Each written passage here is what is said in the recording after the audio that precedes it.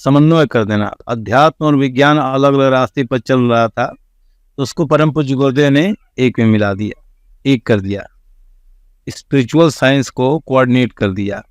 हालांकि यह विषय सबसे पहले स्वामी विवेकानंद ने अमेरिका में कहा हुआ था कि आने वाले दिन में एक ही धर्म रहेगा। तो किसी ने पूछा कि स्वामी जी, आने वाले दिन में कौन सा धर्म रहेगा? तो स्वामी विवेकानंद ने कहा कि ये तो नहीं कहूँगा कौन धर्म रहेगा, परंतु इतना अवश्य बता देता हूँ कि आने वाले दिनों में वही धर्म रहेगा जो विज्ञान सम्मत होगा, विज्ञान की कसौटी में खरा उतरेगा। उसकी उन्होंने घोषणा किया, उसकी नींव को मजबूत करने का, बीज को रखने का काम किया। इसी विचारधारा को, स्पिरिचुअल साइंस को, अध्यात्म विज्ञान को, आध्यात्मिक वैज्ञानिकवाद जो है उसको बढ़ाने का काम, उसको ठीक करने का परम पूज्य गुरुदेव ने किया। परम पूज्य गुरुदेव आमलखेड़ा ग्राम है आगरा जिले में एक, वहाँ पर उनका 1911 में 20 सितंबर को जन्म होता है। और बहुत सी बातें अलौकिक हैं, लेकिन आज हम बात करेंगे परम पूज्य गुरुदेव का कि गायत्री में स्वरूप कैसे है। दीक्षा हुई परम पूज्य गुरुदेव की। महामदन मालवीय जी, जो बनारस हिंदू विश्वविद्यालय बना हुआ, बीएचयू जिसको कहते हैं, उसके संस्थापक महामदन मोहन मालवीय जी, जो उस समय सनातन धर्म के प्राण समझे जाते थे, उनको हम लोग दादा गुरुदेव भी कर सकते हैं मंत्र दीक्षा के रूप में। परंतु आगे उनकी उपासना चलती रही, तो फिर जो पूजा की कोठरी, उसमें एक दीपक प्रज्वलित है, दीपक के मध्य से एक आकृति निकलती है और हर में आकाश में लटकती हुई दिखती है। थोड़ा बाल्य मन था तो भय लगा, लेकिन अंदर से आश्वासन आया, और उधर से जो आकृति निकलते उसने बोला कि डरने की कोई बात नहीं है, मैं पिछले जन्म में तुम्हारा गुरु था, इस जन्म में भी तुम्हारा मार्गदर्शन करूंगा। और कई जन्मों को उनको बोध करा। परम पूज्य गुरुदेव ने 3 जन्मों के बारे में लिखा था, बाद में उसको हटा दिया किताब से, हमारी वसीयत और विरासत से। अगर आप लोगों को गुरुजी के दिव्य कर्म के बारे में जानना है तो 2 किताब छोटी थोड़ा सा पढ़ लेंगे, हमारी वसीयत और विरासत, हिमालय 4 बार गए नंदनवन ऋषियों के पास में, और दूसरी हिमालय की यात्रा करके। तो ये 2 किताबें हैं गुरु जी के बारे में, जो कार्यकर्ताओं के निवेदन पर परम पूज्य गुरुदेव ने लिखा हुआ था। और अपने बारे में जो भी कुछ गुरुदेव ने केवल बताया है लोगों से, तो उससे जो कॉन्सेप्ट आया है उसके बारे में चर्चा करेंगे। आप लोगों को थोड़ा कॉन्सेप्ट बता दें कैसे परम पूज्य गुरुदेव का स्वरूप है, गायत्री की 24 शक्तियों को धारणा कैसे किए हुए हैं, कैसे पूरे सूर्य से प्रवेश करके पूरे दुनिया को कैसे वो बदल रहे हैं, कैसे उनका सूक्ष्म शरीर 5 वीरभद्रों के रूप में पूरे दुनिया में अलग अलग तरह का काम कर रहा है,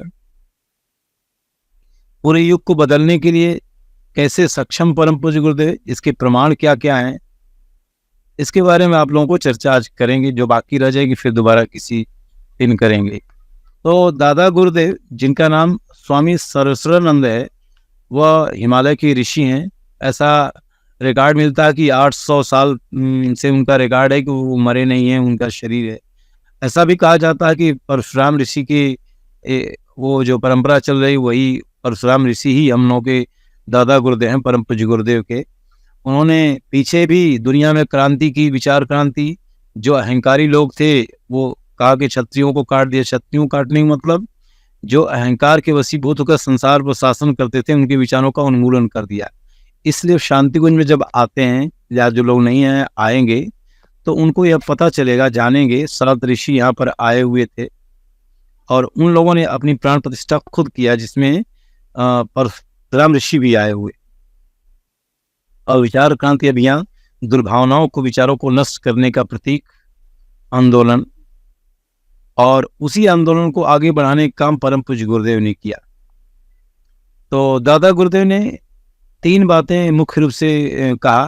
सारी बातें जब पूर्व जन्म क्या सब बातें हो गई और पूरा पूरा बोध हो गया, ज्ञान हो गया, उद्देश्य हो गया धरती पर आने का, तो भगवान खुद गीता में कह रहे हैं कि मेरा जन्म और कर्म दिव्य होता है। तो परम पूज्य गुरुदेव का भी जन्म और कर्म दिव्य है। इसलिए परम पूज्य गुरुदेव अवतारी सत्ता है, एक आदर्श शिष्य भी हैं, आदर्श स्वयंसेवी कार्यकर्ता भी हैं, आदर्श पिता भी हैं और ऋषि भी हैं। परम पूज्य गुरुदेव अवतारी सत्ता भी हैं और भगवान की भी भूमिका निभाते हैं। भक्तों को भी वो तुष्ट करते हैं, क्योंकि ईश्वर जो होता है, अवतार जो होता है, वो नियम से चलता है, कानून से चलता है। पीछे विराट के 4 स्वरूप ब्रह्म, ईश्वर, अवतार, भगवान खंड के बारे में चर्चा की जा चुकी है, फिर दोबारा की जाएगी और आप जान सकते हैं। तो भगवान क्या भक्तों के वश में होते हैं, भक्तों की रक्षा करते हैं। तो अनुदान वरदान देने वाले भी परम पूज्य गुरुदेव रहे। ये उनकी मल्टी पर्सनालिटी जो डायनेमिक एनर्जी की रही, स्पिरिचुअल पावर की रही, उनकी ये स्वरूप है। तो ये सब का जब बोध हो गया तो परम पूज्य गुरुदेव को दादा गुरुदेव ने 3 बातें कहा, 3 उनको विशेष दिया, 3 प्रॉमिस दिया, इसको पूरा करना है बेटा। पहला क्या काम करना है? गायत्री के 24 लाख के 24 महापुरुषण करने हैं। तब उस समय गायत्री का इतना बोलबाला नहीं था, गायत्री को बहुत सा प्रतिबंध था, लोगों को बोलने में, उच्चारण करने में बहुत बातें थी, प्रतिबंध था सामाजिक। परम पूज्य गुरुदेव ने गायत्री के 24 लाख के 24 महापुरुषण वर्ष भर में, एक पुरुषण में 24 लाख गायत्री मंत्र का जप करना होता है। अगर 66 माला आप जप करते हैं तो एक वर्ष में 24 लाख का पुरुषण हो जाता है, एक पुरुषण। तो वर्ष भर में 24 बार किया। और कैसे करना है? गाय को वो उसमें खिलाना है जौ से जो गोबर निकलेगा, जो पचता नहीं है, तो उसको धुल करके उसकी रोटी बनाना है और उसके मट्ठे से खाना है। ऐसा क्यों करना है? गाय के अंदर से निकल करके आएगा तो संस्कारित हो जाएगा, तो मन में बड़ी कुछ भूमि का निर्माण होगा। और जौ सात्विक है और गौ माता के माध्यम से निकल रहा है, तो वो प्राण से युक्त हो जाएगा। उसकी भी और विशेषता है, कैसे उसकी चर्चा करेंगे। जो लोग साधना करते हैं हमारे यहाँ, तो गौमूत्र में शोधित करके जौ की रोटी और सब्जी दे करके उनको साधना कराई जाती है। अपने घर में आप चाहे तो बना सकते हैं। दूसरी बात जो दादा गुरुदेव ने उनको कहा कि जो आश्वंग में है, भारतीय संस्कृति के जो लिटरेचर्स हैं, जो साहित्य है, उसको विज्ञान सम्मत लिखना है। तो परम पूज्य गुरुदेव ने क्या किया? पूरा साहित्य लिखा। क्या क्या लिखा उसमें? 4 वेद, 6 दर्शन, 18 पुराण, एक और पुराण लिखा प्रज्ञा पुराण, 24 गीता, 20 स्मृतियां, और महापुरुषों के 2000 महापुरुषों के लगभग जीवनी लिखा होगा परम पूज्य गुरुदेव ने। लगभग 3200 से ही ज्यादा पुस्तक उन्होंने लिखा परम पूज्य गुरुदेव ने। अभी तो आज के टाइम पूरी पुस्तकें उपलब्ध नहीं है, लेकिन तो कोई मुझे जानकारी मिली, राजस्थान के भाई हैं, वो सारी पुस्तकें लगभग कलेक्ट करके रखे हुए हैं, प्रदर्शनी लगाते हैं, देते नहीं है। तो हो सकता है कि आने वाले दिनों में उसको ऐसे छपाया जाए, प्रकाशित किया जाए। तो हम निवेदन कर रहे थे, परम पूज्य गुरुदेव ने लगभग 3200 पुस्तकों से ज्यादा का लेखन किया, जो उपलब्ध है। बहुत सा हम लोगों ने पढ़ा हुआ, आप लोगों में से बहुत हैं, कई लोग हैं जो बहुत सी पुस्तकें पढ़ चुके हैं, लगभग सारी पुस्तकें पढ़ चुके हैं। इस चैनल पर परम पूज्य गुरुदेव का बीच बीच में साहित्य भी स्वाध्याय होता रहता है। बीच बीच में ये हम लोग अलग अलग लेक्चर भी देते रहते हैं। साहित्य के रूप में अभी गृहस्थ को ठीक करने के लिए, परिवार को ठीक करने के लिए गृहस्थ एक तपोवन है, उसका चल रहा था। बीच में गायत्री विद्या का महीने में एक बार लेक्चर होता है, तो उसके अंतर्गत में चल रहा है। क्योंकि आज गायत्री जयंती है और परम पूज्य गुरुदेव ने 2 जून 1990 को ही गायत्री जयंती के दिन ही अपना शरीर वेद माता गायत्री पुनः विलीन कर लिया। तो उसके तहत इस बात को यहाँ पर आज बात चर्चा की जा रही है। गायत्री के अवतरण का दिवस है, बहुत सा आपको पीछे से उसका वैज्ञानिक स्वरूप दिखा गया है, समझा दिया गया है। फिर भी कोई कुछ बचता है तो उसकी चर्चा भी आगे हम लोग कर लेंगे। 2 बातें दादा गुरुदेव की होगी। तीसरी बात जो कॉन्सेप्ट दिया दादा गुरुदेव ने, उन्होंने कहा कि पूरी दुनिया को बदलने के लिए योजना बनाना, योजना चलाना है। पूरी दुनिया को बदलने के लिए तो युग निर्माण योजना चलाना है। तो परम पूज्य गुरुदेव ने उसको संकल्प कर लिया और डन कर दिया।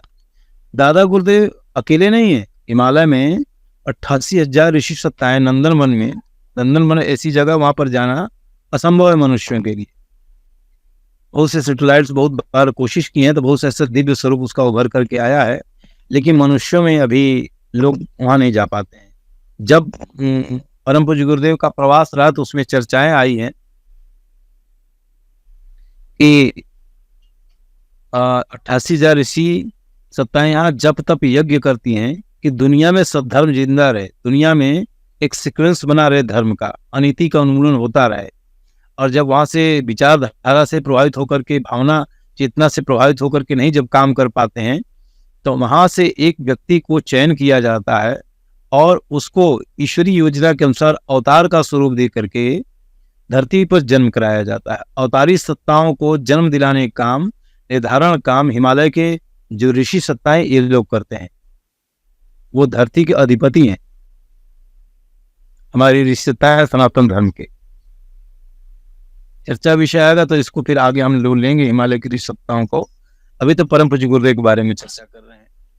तो ये 3 संकल्प लेकर के परम पूज्य गुरुदेव अपने काम में लग गए। समय के साथ में आंदोलन भी चलता रहा है, आंदोलन में भाग लिया परम पूज्य गुरुदेव, जेल में भी गए, जिसके कारण से उनको एक्सटेंशन लेना पड़ा 3 साल का। तो 24 साल में पुरुषों नहीं पूरा हुआ तो 27 साल में पूरा, जिसकी पूर्णावधि मथुरा में परम पूज्य गुरुदेव ने किया था। उसमें बहुत अद्भुत बातें उभर करके आई थी। देश से हजारों साधक उसमें जुड़े हुए थे और लाखों लोग ने उसमें यज्ञ किया था।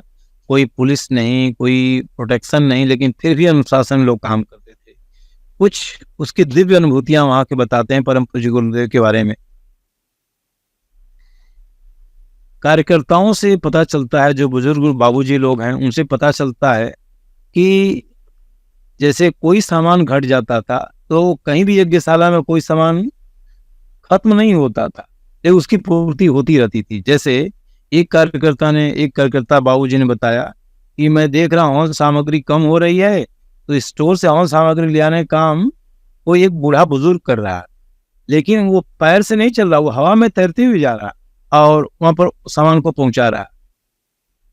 तो इसका मतलब है कि जो दादा गुरुदेव की योजना है हिमालय की सत्ता, उसने सहयोग की थी। और युग को बदलने की जो पहला यज्ञ हुआ था मथुरा में 57-58 में, वो एक तरह से निर्माण योजना का बिगुल था। उसमें बहुत से लोगों ने दीक्षा लिया, बहुत सा सिस्टम विकसित हुआ और धीरे धीरे एक संगठन का स्वरूप बनता चला गया।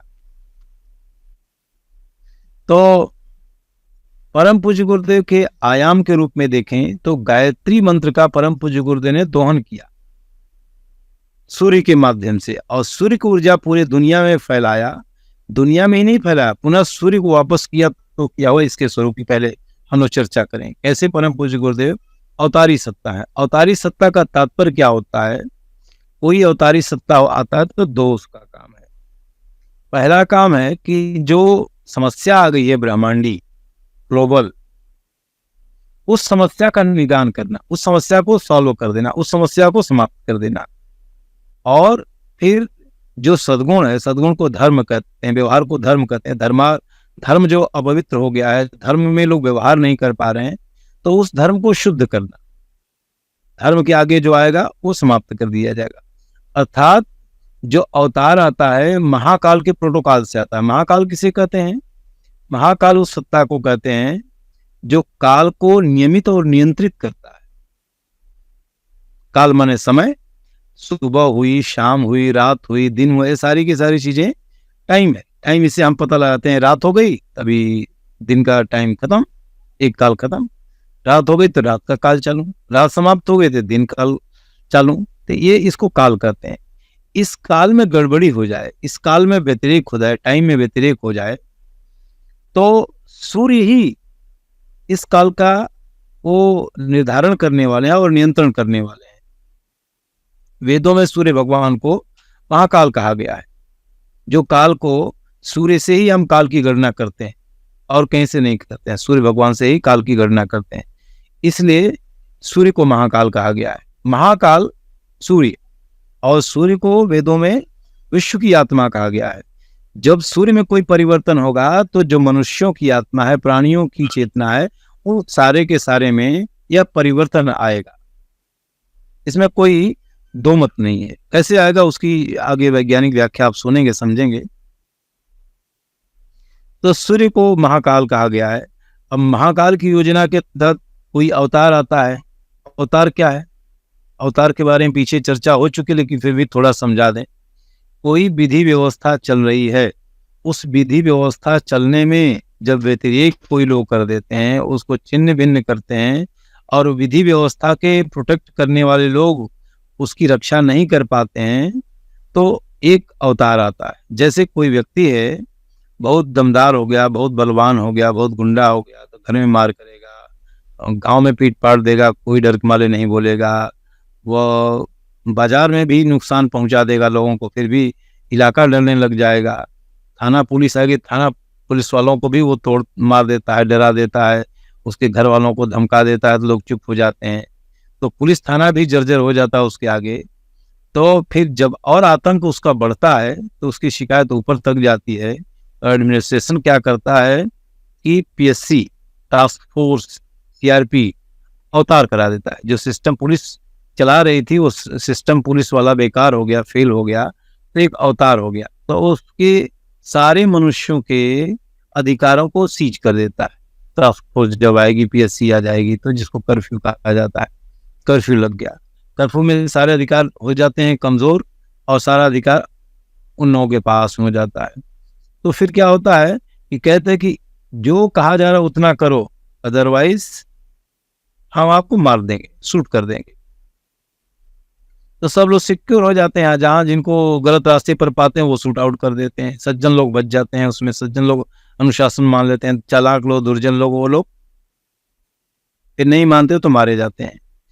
तो इसी तरह से ये तो एक प्रशासनिक व्यवस्था के तहत समझने के लिए बताया। इस तरह से जो प्रकृति खराब होगी, भूकंप आ रहा, तूफान आ रहा, सुनामी आ रहा, इसकी कंट्रोलिंग पावर के लिए ये सारी व्यवस्थाएं बनी, अवतार होता था। परम पूज्य गुरुदेव लंबे समय से, कई 100 वर्षों से भूमिका बनी आ रही थी, युग को बदलना, युग को बदलना, जिसकी पृष्ठभूमि परम पूज्य गुरुदेव पिछले कबीरदास के रूप में, समर्थ गुरु रामदास के रूप में, रामकृष्ण परमहंस के रूप में। एक स्टेटमेंट आया था विवेकानंद जी का। विवेकानंद पूछे रामकृष्ण परमहंस से कि आपने भगवान को देखा? कहा भगवान को देखा हूं, जो राम है वही कृष्ण है, और जो राम और कृष्ण है वही रामकृष्ण परमहंस है, मैं हूं। तो एक लंबे समय से जो अवतार की प्रक्रिया कंटिन्यू चली आ रही है ईश्वर से, वो कैसे चेतना एक सतत संकल्प के लिए काम कर रही है, तो उसी का अगला अवतरण स्वरूप परम पूज्य गुरुदेव। परम पूज्य गुरुदेव खूब कहते हैं, बेटा जो निष्कलंक प्रज्ञा अवतार है वह बुद्ध पूर्वार्ध था, ये उसका उत्तरार्ध है। पूर्वार्ध माने पहले वाला, उत्तरार्ध माने बाद वाला। तो ये परम पूज्य गुरुदेव का जो अवतार है, परम पूज्य गुरुदेव का अवतार विचार क्रांति अभियान का ये उत्तरार्ध है। तो जब अवतार आता है मित्रों, तो अकेले नहीं आता है, अपने लीला पार्षदों के साथ में आता है, अकेले नहीं आता है। और परम पूज्य गुरुदेव चले नहीं कहे गए हैं, उसको हम बताएंगे कैसे वो सूक्ष्म कारण भाग का वो संभाले हुए हैं, और उनका जो स्थूल कलेवर है, स्थूल शरीर है, कैसे उनके शिष्य हैं, कैसे शांति कुंज के माध्यम से पूरी योजना चल रही है। तो इसके लिए एक मैं उदाहरण आपको बताऊं। मैं कभी 2010 में वलसाड़ गया था, एक बड़े भाई ने बताया मुझे कि गुरुदेव के पास में 71 में गया था। तो गुरुदेव ने से पूछा मैंने, गुरु जी आप नहीं रहेंगे तो कैसे काम चलेगा और कौन अखंड ज्योति लिखेगा? तो उस व्यक्ति ने बताया कि बेटा मेरे रहने से न रहने से, गुरुजी ने कहा कि मेरे रहने न रहने से कोई फर्क नहीं पड़ेगा। फिर अंग्रेजी में गुरुदेव ने कहा my life is my message, मेरा जीवन ही मेरा संदेश है, इसी से लोगों का जीवन बदलेगा। But after me your life will be message, मेरे बाद तुम लोगों का जीवन मेरा संदेश होगा। अपने अंगों को रोज रोज इसीलिए पढ़ा रहे हैं, आप लोग सुन रहे हैं कि कौन गुरुदेव का काम कर पाएगा, कौन गुरुदेव का अंग अवयव है। आप पढ़ रहे हैं, ठीक है, अब देखिए उसमें कितना आप खरा उतर पा रहे हैं। लास्ट में सत्संकल्प पाठ पढ़ा जा रहा है, युग निर्माण अभियान योजना का जो प्रोटोकॉल है, जिसको संविधान कहते हैं।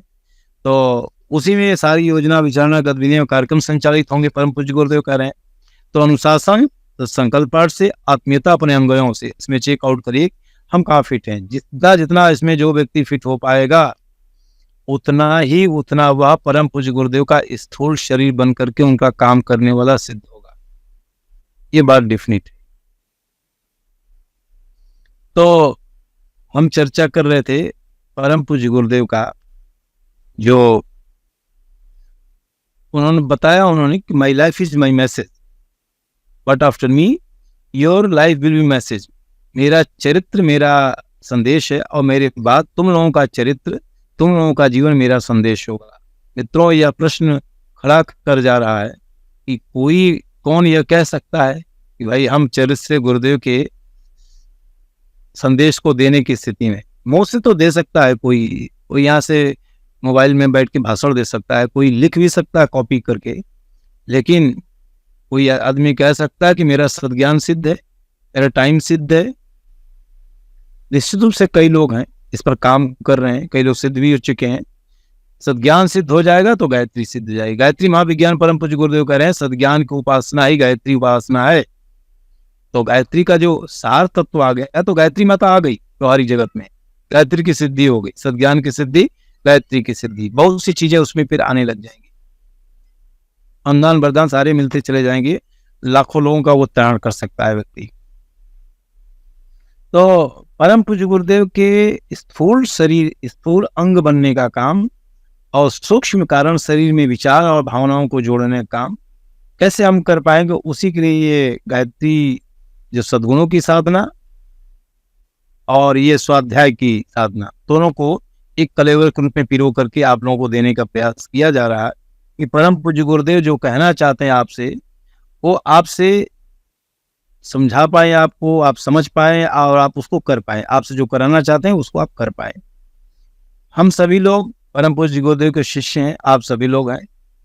आप गुरु जी की बात नहीं समझ पाते हैं, थोड़ा हम समझ पाते हैं बात, इसलिए ऐसी टर्म्स और कंडीशन बता रहे हैं कि आपके गुरु की क्या बात है, आपको गुरु जी क्या कहना चाहते हैं। हम सब लोग उनके शिष्य हैं, कोई छोटा बड़ा नहीं है। यहाँ एक ही बात है कि कोई 10 कदम आगे, कोई 10 कदम पीछे। तो जो आगे होता है, कोई 12 में पढ़ा है, कोई 13 में पढ़ा है, कोई 15 में पढ़ा हुआ है, कोई कक्षा 8 में पढ़ रहा है, तो पीछे वाले को आगे वाला पढ़ा सकता है क्योंकि वो पढ़ा हुआ है, लेकिन उसके आगे वाले को नहीं पढ़ा सकता। आगे बढ़ने का प्रयास करे, आगे पढ़ने का प्रयास करे। इस तरह से हम आध्यात्मिक उन्नति करते हैं, आत्मिक प्रगति करते हैं। तो महाकाल की हम बात कर रहे थे। महाकाल समय को नियमित और नियंत्रित करता है, वहीं से अवतार हुआ है परम पूज्य गुरुदेव का, और सारी आत्माएं वहीं से आती हैं। कुछ लोग कई जन्मों से आकर धरती पर ही घूमते रह जा रहे हैं, अपनी इंद्रियों में ही घूमते रह जा रहे हैं, लेकिन जो सूर्य का भेदन कर सकता है, ब्रह्मचक्र का भेदन कर सकता है, हर जन्म में आता है, अपना काम करके पूरा चला जाता है। तो परम पूज्य गुरुदेव का जो दिव्य स्वरूप है, जो गायत्रीमय स्वरूप है, जो सूर्यमय स्वरूप है, महाकालमय स्वरूप है, उसको मैं वैज्ञानिक विवेचन के साथ में वर्णन करने का प्रयास कर रहा हूं। आप ठीक से समझिए। यज्ञ के बाद मथुरा के 60 के दशक में परम पूज्य गुरुदेव कई बार हिमालय यात्रा की और सघन तपस्या किया। हिमालय यात्रा अपने मन से नहीं किया, दादा गुरुदेव ने उनको बुलाया। पहले से कह रखा था कि बिना मेरी अनुमति के कभी हिमालय का रुख नहीं करना जब तक मैं न कहूं। तो गुरुदेव ने ओके कहा। गुरुदेव अनुशासन को मानते थे, एक भी कदम अपने हिसाब से नहीं चला। जीवन भर अपने गुरु के कहने पर, उनके इशारे पर पूरा का पूरा काम करते रहे। तभी इतना बड़ा ये गायत्री परिवार खड़ा हो चुका है, इतना बड़ा आध्यात्मिक विरासत आप लोगों के समक्ष दिख रही है। योग में कहा भी है, योग दर्शन में, अथ योग अनुशासनम, सबसे पहले अनुशासन जरूरी है। विवेकानंद भी कहा करते थे किसी को आध्यात्मिक बनना है तो सबसे पहले ईमानदारी से अनुशासन का पालन करें। कई लोग हैं सोचते हैं कि हम बैक डोर से किसी को जोड़ देंगे, किसी को ध्यान में जोड़ देंगे, किसी को उसमें जोड़ देंगे, उसे नहीं फायदा होगा। वो चोरी चालाकी से आपकी प्रज्ञा आपको साथ नहीं देगी। पवित्र मार्ग से गुरुदेव कह रहे हैं सत्संगल पाठ में, अनीति से प्राप्त सफलता की अपेक्षा नीति पर चलते असफलता को शिरोधार करेंगे। तो पवित्र मार्ग से चलिए, सारे काम को पवित्र मार्ग से करिए। थोड़ी कठिनाई आई, कष्ट आई, तो वहां पर बातचीत कर लीजिए, वहां पर मार्गदर्शन किया जाएगा, प्रेरणा कर दिया जाएगा, वो आप अपनी मानसिक स्थिति सुलझा लेंगे। सब मानसिक व्यतिरिक्त कारण ये सारी चीजें होती, चालाकी चलबाजी। हर आदमी को रोटी कपड़ा में मकान मिल रहा है, उसकी कमी नहीं है। इसलिए इसमें बहुत उलझने की जरूरत नहीं है। सन 60 के दशक में परम पूज्य गुरुदेव ने इस काम को किया। तो उस समय सूर्य ठंडा होने लगा। जब सूर्य ठंडा होने लगा तो धरती के वैज्ञानिकों को बड़ी चिंता हुई कि क्या धरती पर हिमयुग आ जाएगा, बर्फ हो जाएगी, जल ही जल, जीवन तो नष्ट हो जाएगा। तो इस पर काफी चर्चा उन दिनों हुई थी। उस समय की आप पत्रिकाओं को देखेंगे तो आपको जानकारी मिली थी। तात्कालिक टाइम के एक अच्छे साधक थे, योगी थे, शाहजहांपुर जिला है उत्तर प्रदेश में, श्री रामचंद्र जी महात्मा। उनका सूर्य विज्ञान सिद्ध था और जो बातें वो कहते थे, उनकी पहले प्रोफेसर थे, बाद में वो साधक बन गए, छोड़ दिया प्रोफेसर का पेशा उन्होंने। इस विषय को देखना है तो आप युग परिवर्तन कब और कैसे में ये घटना छपी हुई है वांग्मय, युग परिवर्तन क्यों और कैसे। तो टाइम्स ऑफ इंडिया में एक लेख निकला उन दिनों, वैज्ञानिकों के लिए एक स्टेटमेंट दिया। वैज्ञानिक उनके पास जाते थे कि समस्या का सलूशन, प्रकृति का सलूशन वो पूछा करते थे, जिससे स्वामी जी बताया करते थे। तो महात्मा जी ने कहा कि धरती पर हिम भी नहीं आएगा, परेशान मत होइए। उत्तराखंड में बैठा योगी सूर्य की ऊर्जा का दोहन कर रहा है। दोहन माने खींच रहा है, कम कर रहा है। जैसे हनुमान जी कभी सूर्य की ऊर्जा का दोहन किए, ऐसा आप देखते हैं कि रामायण में कि उसको निगल गए सूर्य भगवान को। तो ऐसा नहीं कोई कर सकता, उसकी ऊर्जा को दोहन कर सकता है। ये टेक्निक है अध्यात्म में, सूर्य की ऊर्जा कम हो जाएगी। तो सूर्य की ऊर्जा का दोहन कर रहा है, परम पूज्य गुरुदेव ने किया, सूर्य को दोहन किया, सूर्य की ऊर्जा का उन्होंने अवशोषण किया। और सूर्य ही विश्व की आत्मा है, तो विश्व की आत्मा का उन्होंने अपनी आत्मा में आरोहण किया और फिर धरती पर रहने वाली आत्माओं के अंदर में वो जागृति, वो प्रकाश, वो गर्मी डाला। सूर्य की ऊर्जा का दोहन के आगे कर रहे हैं कि दोहन कर रहा है और इस शक्ति से, इस ऊर्जा से आने वाली दुनिया को बदल देगा। पूरी दुनिया में एक क्रांति आएगी, युग का एक पूरा नया दौर चलेगा। पूरी दुनिया अपने आप में एक बदलाव में आना शुरू कर देगी। ये बदलाव कब दिखेगा? तब दिखेगा जब सूर्य अपनी प्रचंडता को प्राप्त होने लगेगा, यानी वह जब इस ऊर्जा को पुनः वापस लौटाएगा, सूर्य को, सूर्य भगवान को देगा, तो सूर्य पुनः अपने आप की गर्मी को बढ़ाएंगे और फिर ये दुनिया बदल जाएगी। तो सूर्य को क्यों कम किया गुरु जी ने और क्यों फिर लौटाया, इसके पीछे विज्ञान क्या है। सूर्य अगर पहले ही प्रचंड हो जाएगा, इसका उत्तर आपको अभी बाद में मिलेगा वैज्ञानिक उद्धरणों से। प्रचंड हो जाएगा, सारी सबके अंदर में जो दूषित है एनर्जी वो समाप्त हो जाएगी, फ्लैश हो जाएगी। तो आप कहेंगे तो अच्छी बात है, अच्छी बात नहीं है। जैसे कोई शराबी है, रोज एक बोतल शराब पीता, अभी छुड़वा दे मर जाएगा, तो धीरे धीरे उसको छुड़ाना पड़ता है। तो जो बुराई हो गई है, जो गंदगी हो गई है मनुष्यों के अंदर में, जो बहुत कुसंस्कार आ गया, व्याविचार आ गया है, तो विचार क्रांति अभियान के माध्यम से लोगों को प्रशिक्षित किया जा रहा है, लोगों को समझाया जा रहा है कि इन बुराइयों को छोड़ लीजिए और आत्मज्ञान को प्राप्त कर लीजिए, ताकि आने वाले टाइम में, आने वाले एरा में आप स्वस्थ जीवन जी सकें, सुरक्षित रह सकें। 24 तत्वों का ज्ञान आपको समझा दिया हम लोगों ने, उसी पर आपसे काम करवा रहे हैं। तो सूर्य को जब ऊर्जा वो डालेंगे तो ऐसा पूरी दुनिया में परिवर्तन हो जाएगा, ऐसा श्री रामचंद्र जी महात्मा कर रहे हैं। इतना परम पूज्य गुरुदेव ने कहा हुआ है कि बेटा 2000 तक मेरा काम करो, उसके बाद मैं तो काम पूरा किसी से भी करवा लूंगा। कैसे करवा लूंगा? 2000 तक सूक्ष्म शरीर से काम किया। सूक्ष्म शरीर की ही बात करेंगे आपसे हम कि कैसे सूक्ष्म शरीर से गुरुदेव काम कर रहे हैं, मल्टी पर्सनालिटी अलग अलग कैसे गुरुदेव की काम कर रही है। तो परम पूज्य गुरुदेव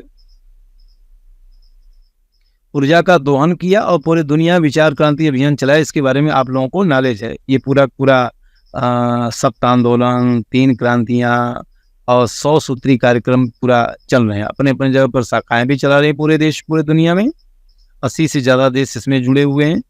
और शांति को से प्रॉपर जो कार्यक्रम चलते हैं, देव संस्कृत विश्वविद्यालय जो प्रॉपर काम चलते हैं वो चल रहे हैं, आप जानते हैं। तो 2000 से एक सविता चैप्टर है, आप 15 नंबर वांग्मय पढ़िए, सावित्री कुंडली और तंत्र। सविता का चैप्टर सबसे बड़ा चैप्टर है। उसमें आप देखेंगे कुछ चीजें बहुत वैज्ञानिक विश्लेषण किया गया है, उसको पढ़ना आप लोग, आपको टाइम मिले तो। परम पूज्य गुरुदेव का लिखा हुआ उनमें है। तो उसमें लिख रहे हैं कि भारत पर किसी कारणों से सूर्य की ऊर्जा का प्रवाह गिर रहा है। पहले भारत पर, विश्व की चेतना भारत पर गिर रही है। सूर्य की ऊर्जा का दोहन परम पूज्य गुरुदेव भारत की तरफ रुख है, लेकिन 2000 के बाद से अज्ञात कारणों से पूरी दुनिया पर उसकी जो कॉस्मिक एनर्जी है, सूर्य के प्रकाश की बात नहीं कर रहे हैं, कॉस्मोलॉजी जो है, जो चैतन्य शक्ति है, सूर्य से प्राण प्रकाश चेतना का प्रवाह आता है, लेकिन चैतन्य शक्ति की बात करें पूरी दुनिया पर फैल रहा है, गिर रहा है।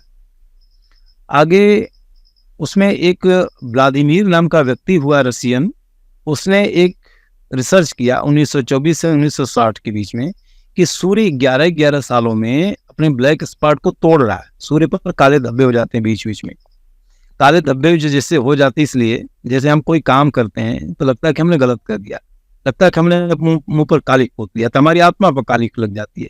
तो पूरी दुनिया के दुष्कर्मों से, गलत काम करने से जब आत्माएं गलत काम करती हैं तो उसका जो स्वामी है विश्व आत्मा, उस पर भी उसका प्रभाव पड़ेगा। जैसे माता पिता के बच्चे हैं गलत काम करें तो उसका कलंक माता पिता पर लगता है। तो सूर्य हमारा पिता है आत्मा के रूप में, तो सूर्य पर वो कालिक इकट्ठा हो जाती हैं, क्योंकि केंद्र बिंदु है, ओरिजिन वही है।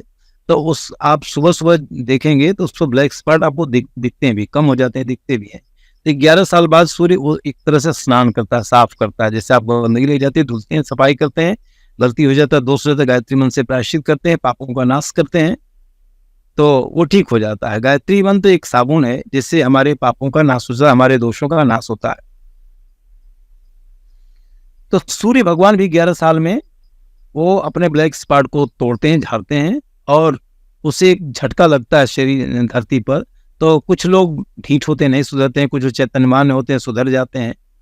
ये क्रम चलता है। आस्था नास्तिक जैसे से अपनी अपनी मान्यता उसी हिसाब से प्रेरणा प्रकाश पा करके सुधार करते हैं।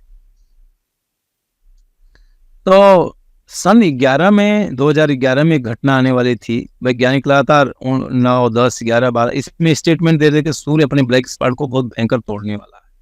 तो वो बहुत विस्फोट बड़ा नहीं हो पाया। उसके पीछे एक कारण है कि सूर्य के बारे में जो नासा अनुसंधान कर रहा है, एक हमारे गायत्री परिवार के जुड़े हुए बड़ौदा के रहने वाले हैं दिव्य दर्शन पुरोहित जी, वो उनसे जुड़ करके वो बीच बीच में जानकारियां देते रहते हैं।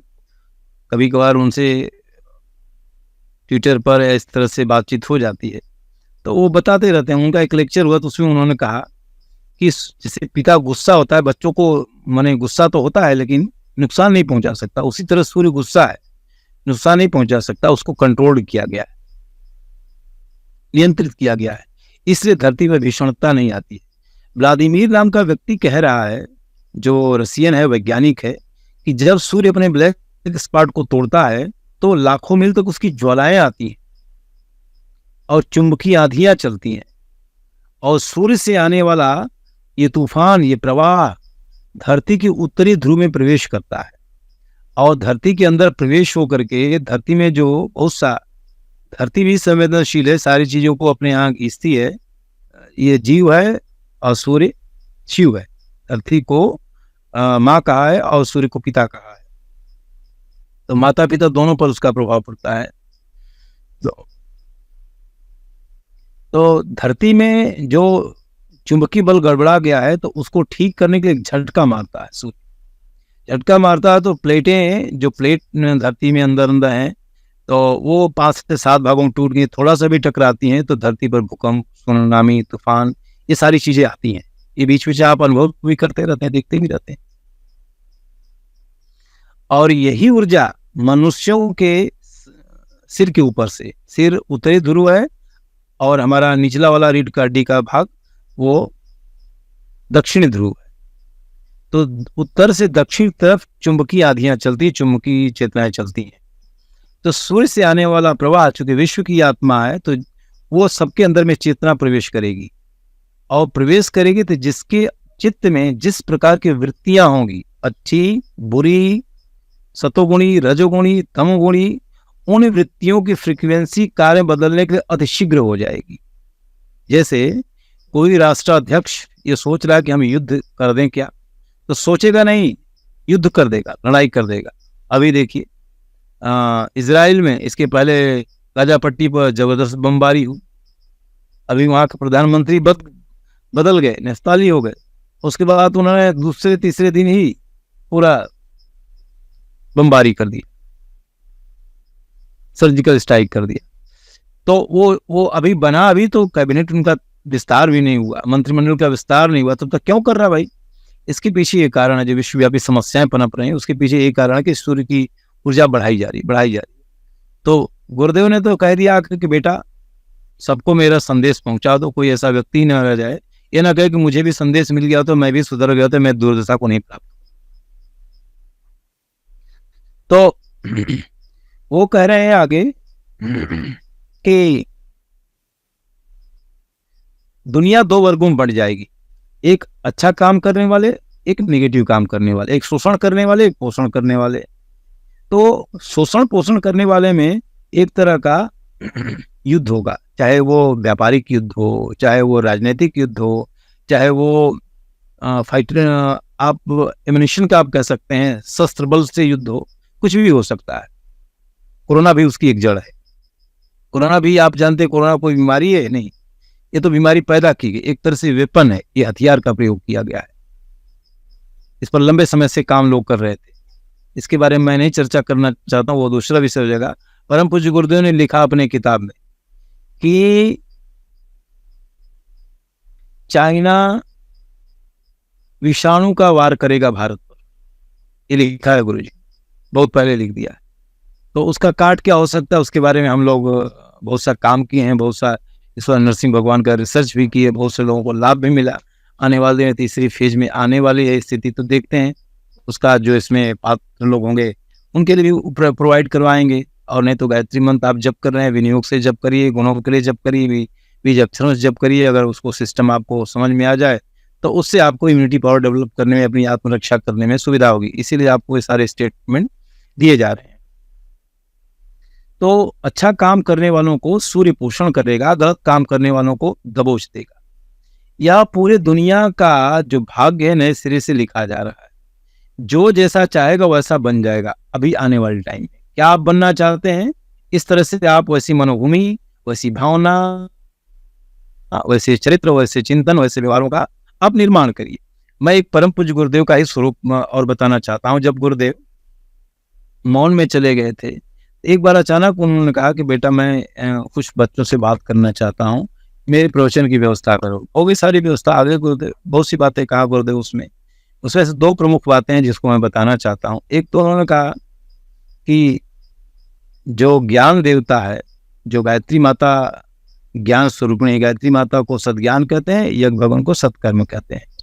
तो ज्ञान का विस्तार करना है और इसके लिए रथ यात्रा, मोकों की सारी चीजें बताया, झोला पुस्तकालय की बातें बताया, जो हम लिख रहे हैं इसको पूरी दुनिया में फैलाना है तुम लोगों को।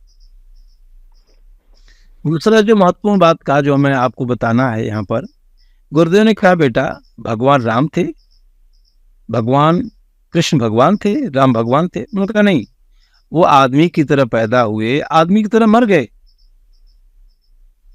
लेकिन उन्होंने भगवान का काम किया। जो भगवान का काम करता है उसे भगवान ही कहा जाता है। जो लकड़ी अग्नि में चली जाती है तो वो अग्नि ही होती है, उसको फिर लकड़ी नहीं कोई पुकारता। जाना तुम्हें ही हो जाए।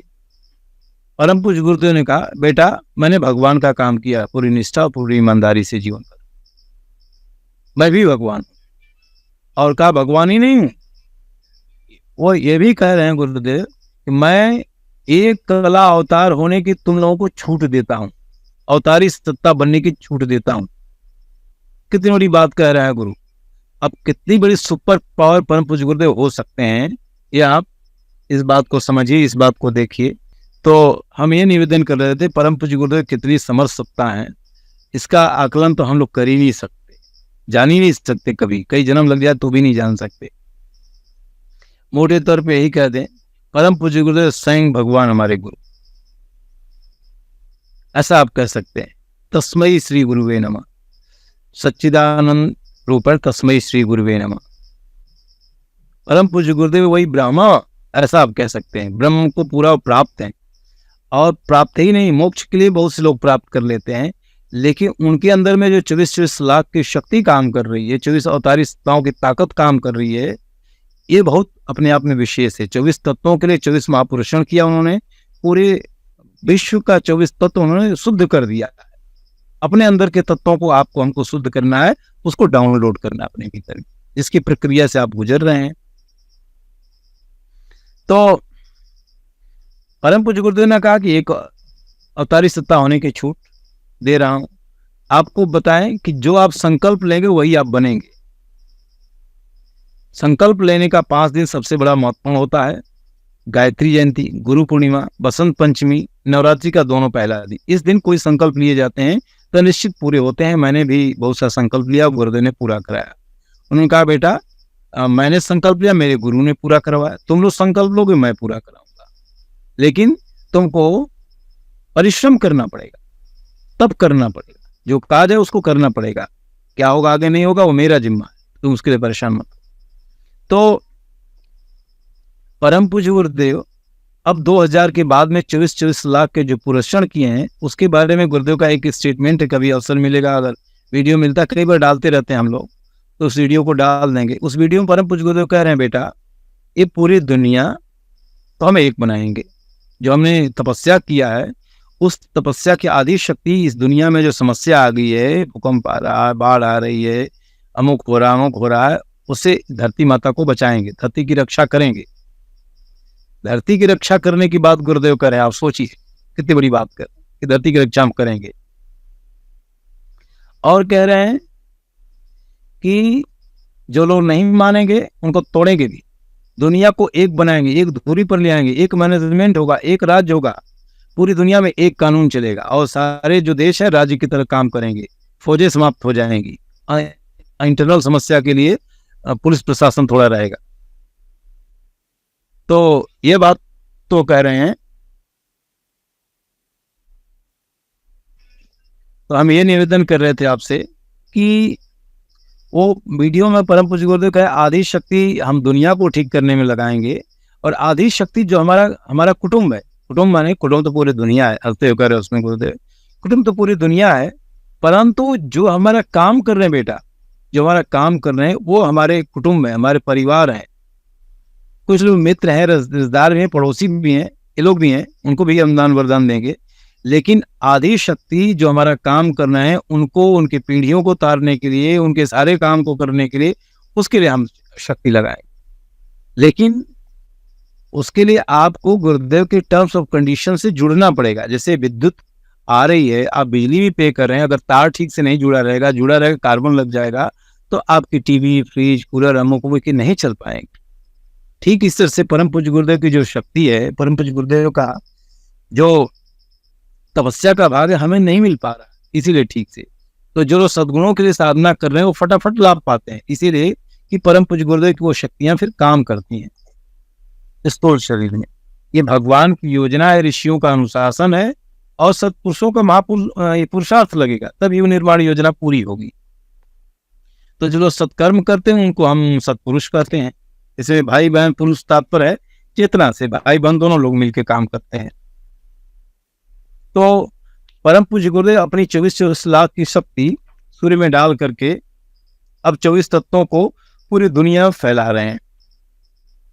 जो लोग सुधर गए हैं तो उनके अंदर में जाके तो निकल करके पास आउट हो जाएगा तब तो, और वो से बच जाएंगे। इसके लिए एक गायत्री का सूर्य प्रस्थान नामक छोटी सी पुस्तक है, और वो 15 नंबर मांग में भी देखा जा सकता है, गायत्री का सूर्य प्रस्थान।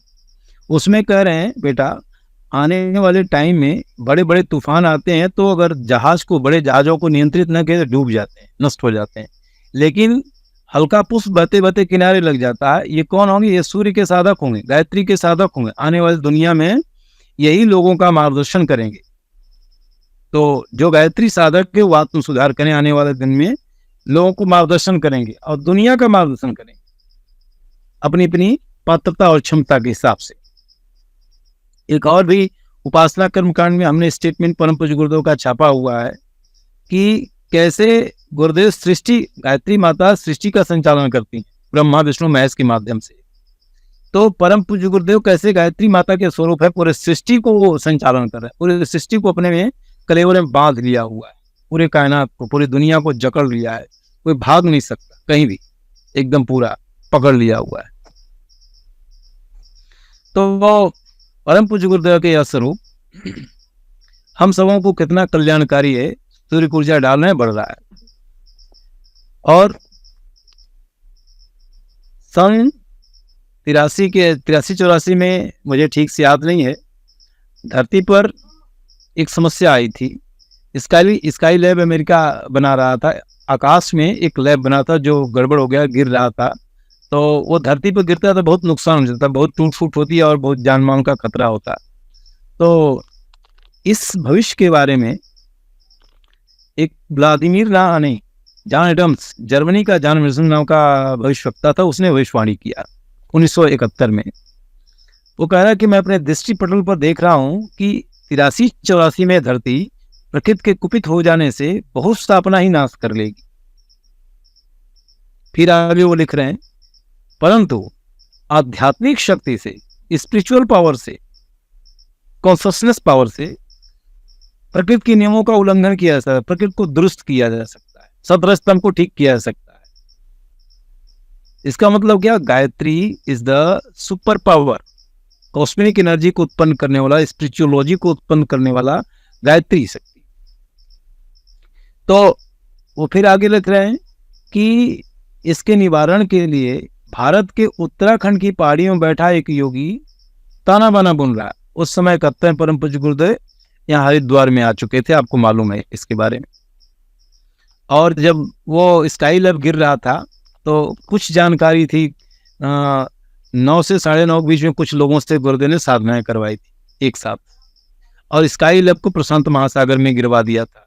इस रूप में बहुत कुछ अलग अलग ढंग से हुआ, लेकिन कोई नहीं जान पाया कैसे ये काम हुआ। इस प्रकृति के नियमों परम पूज्य गुरुदेव बदल देते हैं। तो क्या प्रकृति का नियम खत्म हो जाएगा? नहीं। जैसे high court, lower court, supreme court ये है, किसी को फांसी, किसी को सजा देती है, तो जो सुप्रीम पावर है, अथॉरिटी पावर है, राष्ट्रपति, उसके पास में यह ताकत होती है कि वो सुप्रीम कोर्ट के फैसले को रद्द कर सकता है, किसी को माफी दे सकता है, किसी की मौत की सजा को समाप्त कर सकता है। ठीक उसी तरह से जो सिस्टम चल रहा है ब्रह्मांडी ग्रह नक्षत्रों का यथावत है, उसमें कोई व्यतिरेक नहीं है। लेकिन धरती की रक्षा के लिए, मानवता की रक्षा के लिए, धर्म की रक्षा के लिए, संस्कृति की रक्षा के लिए आध्यात्मिक शक्ति का उपयोग करके ऋषि सत्ताएं, अवतारी सत्ताएं, महापुरुष लोग इसको बदल देते हैं। तो ये एक तरह से आप कह सकते हैं राष्ट्रपति की पावर है। तो परम पूज्य गुरुदेव का एक स्वरूप तो स्थूल में था। अब बताएंगे आपको परम पूज्य गुरुदेव सूक्ष्म शरीर से कैसे काम कर रहे हैं। एक तो कारण शरीर में सारा का सारा जाकर के पुनः सूर्य से सूर्य ऊर्जा का दोहन किया था। अब सूर्य में जाकर स्वयं बैठ गए, महाकाल बन गए। काल को पार करके उन्होंने जाके सूर्य में 24 लाख की शक्तियों की ऊर्जा को लेकर बैठ गया। वहां से पूरा धीरे धीरे ब्रॉडकास्ट कर रहे हैं। आपको इसलिए चार्ट में पढ़ाया जा रहा है कि गायत्री से कैसे पूरा सूर्य भगवान सविता प्रसविता संसार का निर्माण करें। उस प्रकाश की प्रक्रिया, चेतना के विस्तार की प्रक्रिया तेज गुरुदेव कर सकते, कम कर सकते हैं। वो जैसा देखेंगे, जैसा ठीक समझेंगे, वैसा वो कम बेसी कर रहे हैं। लेकिन जो कह गए हैं गुरुदेव हम लोगों को आत्म सुधार कर लेना चाहिए। नहीं अगर करेंगे, हम घोड़े जैसी आदत रखेंगे, हम शेर जैसी आदत रखेंगे, भालू जैसी आदत रखेंगे, तो उसी में वो चेतना आ जाएगी, हम वैसे ही बन जाएंगे, उसी योनि में चले जाएंगे। फिर मानव शरीर लंबे समय तक नहीं मिलने वाला है, ये बात जान लीजिए। तो मैं ये निवेदन कर रहा था, टाइम तो लगभग आपका हो गया, फिर भी मैं इसको क्लोज करने की कोशिश करूंगा, 10 मिनट और ले सकता हूं। परम पूज्य गुरुदेव सूक्ष्मीकरण जो किए, 5 वीरभद्र जो उत्पन्न किए, उससे क्या लाभ हम लोग ले पाएंगे? जब जानेंगे तो लाभ ले पाएंगे। परम पूज्य गुरुदेव ने 5 वीरभद्र उत्पन्न किया, वह एकदम स्वतंत्र रूप से ऑटोनोमस जो सॉफ्टवेयर बन जाता है, काम करता है, फ्लाइट बन जाती है, वो काम करती है। फिर वो उसका कुछ भी नियंत्रणकर्ता से लेना देना नहीं रहता है, वो सूचनाएं लेती देती रहती है जो उपग्रह छोड़े जाते हैं। परम पूज्य गुरुदेव ने 5 उपग्रह बनाया, जिसको 5 वीरभद्र का। पहला वीरभद्र जो है वो सारे संसार में, पूरे दुनिया में जो कुविचार दुर्भावनाएं हैं उसको साफ कर रहा है, उसको शोधन कर रहा है, उसमें सद्ज्ञान स्थापित कर रहा है। दूसरा है, जब हम काम करते हैं परम पूज्य गुरुदेव का, गायत्री परिवार का, तो एक शरीर हमें कहाँ से साधन आएगा, इसकी व्यवस्था मार्गदर्शन की बनाता है। बेटा यहाँ जाओ, वहां जाओ, यहाँ से सब मिल जाता है। आज तक कभी ऐसा नहीं हुआ कि कोई ईमानदारी से, पवित्रता से काम किया हो और कह दिया कि घाटा हो गया। बाद में चालाकी चालबाजी किया तो नहीं हम कह सकते हैं, फिजूल खर्ची किया तो नहीं कह सकते। नहीं, पहली बार आज तक कोई आदमी पूरे देश में 10 साल तक हमने परिव्रज्या किया, पूरे 10 साल देश को देखा हुआ है, कोई आदमी, कोई कार्यकर्ता भाई बहन नहीं कहा कि भाई साहब हमने गुरुदेव काम किया और घाटा हो गया, ऐसा किसी ने नहीं कहा, सबका ठीक हो गया। तो तीसरा शरीर है, जो लोग साधना करना चाहते हैं, आध्यात्मिक उन्नति करना चाहते हैं, उनको प्रेरणा, मार्गदर्शन, संरक्षण, परिमार्जन प्रदान करते हैं गुरुजी एक शरीर के माध्यम से। वो भी गुरुजी का ही स्वरूप है, उसमें कोई अंतर नहीं है। जो सूर्य में वो भी गुरुजी है, लेकिन यहाँ एक नया सॉफ्टवेयर दे दिया उन्होंने। परम पूज्य गुरुदेव से कुछ भी मिल सकता है हम लोगों को। अगर सूक्ष्म जगत की बात करें तो प्रेरणा मिलेगी, मार्गदर्शन मिलेगा, संरक्षण मिलेगा, परिमार्जन मिलेगा। ये 4 चीजें आपको मिलेगी, इससे अलावा आप मत अपेक्षा रखिए। और सारा काम हमें पुरुषार्थ से करना पड़ेगा। ये मत सोचिए कोई आके आशीर्वाद दे देगा हमको सब कुछ मिल जाएगा। ये भगवान खंड का बात, गुरुदेव नहीं है, वो काम नहीं मिलेगा। आप तपस्या करेंगे, साधना करेंगे तो टर्म्स ऑफ कंडीशन के हिसाब से वो सारी कामनाएं भी पूरी हो सकती है। आप कोई बहुत भक्ति कर रहा था, उनके ही अंदर से जो गुरुदेव बन रहे हैं वहां से आपको लाभ मिल सकता है, लेकिन सूक्ष्म जगत से ये आपको 3 लाभ मिलने वाला है। चौथा जो वीरभद्र है, वो लोग जो गलत काम कर रहे हैं, जो गलत मार्ग पर जा रहे हैं, उनको भय उत्पन्न करता है, उनको डराता है। इन चारों कामों करने के लिए बड़ी ताकत, बड़ी एनर्जी, बड़ी ऊर्जा चाहिए, जो विद्युत के समान क्षण भर में पूरी दुनिया में कहीं भी ये सूक्ष्म शरीर आ जा सकते हैं। तो 5वां शरीर जो है हिमालय में स्थित कर दिया परम पूज्य गुरुदेव ने, और सीधे सूर्य से उनका नाता जोड़ दिया। वहां बैठ करके सूर्य भगवान से कॉस्मिक एनर्जी वो जप करके गायत्री मंत्र का ले रहे हैं, यहाँ चारों शरीरों को ब्रॉडकास्ट करते हैं। एक यूनिक प्रोटोकॉल उन्होंने बना दिया सूक्ष्म जगत में पूरा, कि ये पूरी व्यवस्था ठीक चलती है। अगर मनुष्य लोग साथ भी ना दें तो भी कैसे काम कर सकते हैं परम पूज्य गुरुदेव। तो इस तरह से ये 5 शरीर परम पूज्य गुरुदेव काम कर रहे हैं। हम लोग अपने अपने भावना, अपने अपने चाहत, अपनी भी प्रार्थना, अपनी भी समस्या के साथ जब गुरुदेव को पुकारते हैं तो गुरुदेव जितना आप सही कहते हैं उतना सुन पाते हैं गुरुदेव, और उतना एनर्जी डाल पाते हैं। लेकिन आप मुंह बंद करके चिल्लाएं, आप घर को बंद करके चिल्लाएं तो सुना ही नहीं देगा। परम पूज्य गुरुदेव ने कहा बेटा तुम मेरा काम करो, मैं तुम्हारा काम करूंगा। गुरुदेव का काम क्या है? युग निर्माण। युग निर्माण कैसे होगा? व्यक्ति के निर्माण से। तो आप अपना निर्माण करिए, और जो अच्छा बनना चाहते हैं उनको प्रेरणा और मार्गदर्शन दीजिए, गुरुदेव का साहित्य दीजिए, गायत्री माता से जोड़ दीजिए। ये परम पूज्य गुरुदेव का काम है। ऐसा है कि खेल दूसरों को बताते रहे, हम अपने निर्माण ही नहीं कर पाए। आज के टाइम में परम पूज्य गुरुदेव का प्रमुख काम है सद्ज्ञान की सिद्धि करिए और समय की सिद्धि करिए। सद्ज्ञान सिद्ध कर लेंगे तो सूक्ष्म में गुरुदेव का जो शरीर है उससे आपको कनेक्शन हो जाएगा, प्रॉपर वे में आपको जानकारी मिलना शुरू हो जाएगी। और टाइम सिद्ध कर लेंगे तो सूर्य से, काल टाइम है, टाइम सिद्धि का मतलब जिस समय आप कहते हैं कि हम 2 बजे काम करेंगे, 3 बजे काम करें, उस टाइम उस काम को पूरा करिए, तो ये टाइम सिद्धि है। कह करके बदल मत जाइए बार बार। आज बनाइए, कल उसको उतना ही फॉलो करिए। अगर बदलना है तो जिसको उसमें इन्वॉल्व किया सूचना दीजिए। सद्ज्ञान की सिद्धि क्या है? सामने आड़ में दिमाग में एक जैसा व्यवहार करना। अपने कहे हुए वचन के विरुद्ध मत बोलिए, नहीं तो आपको नेगेटिव शक्तियां पकड़ लेगी। इस विषय पर फिर कभी अलग चर्चा आपसे कर सकते हैं, कैसे नेगेटिव शक्तियां पकड़ लेती हैं, कैसे पॉजिटिव शक्तियां पकड़ लेती हैं। जिनको आध्यात्मिक उन्नति करना है वो सद्ज्ञान की सिद्धि जितना मात्रा में कर लेंगे, तब जाके आध्यात्मिक उन्नति का, आत्म जागरण का काम शुरू होता है। केवल आप जप कर रहे हैं, ध्यान कर रहे हैं, इससे नहीं होगा, ये प्रोसेस है।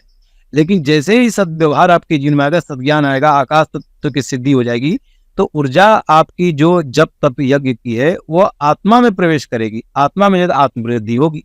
सद्ज्ञान के पहले आपकी आत्मा में ऊर्जा नहीं जाएगी। कहाँ जाएगी? आपके वो इंद्रियों में जाएगी, आपके मनोमय कोश में जाएगी, आपके राग देश में जाके जा सकती, अन्यथा अन्य कहीं नहीं जाएगी। इस प्रकार से हमने कोशिश किया आपको कि परम पूज्य गुरुदेव का जो दिव्य स्वरूप है, गायत्रीमय स्वरूप है, परम पूज्य गुरुदेव गायत्री का जप करते करते, गायत्री की सिद्धियों को अपने अंदर में धारण करते करते वो गायत्री ही बन गए।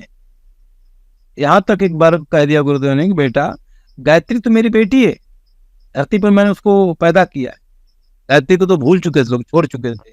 इसके प्रमाण के रूप में आपको बताएं, करपात्री महाजी बनारस के रहने वाले थे, सनातन धर्म के बड़े अच्छे वो सन्यासी थे। वो हाथ में लेकर के एक बार मांगते थे, हाथ में जितना कर में आता था उतना खाते, इसलिए उनको करपात्री महाराज कहा जाता था।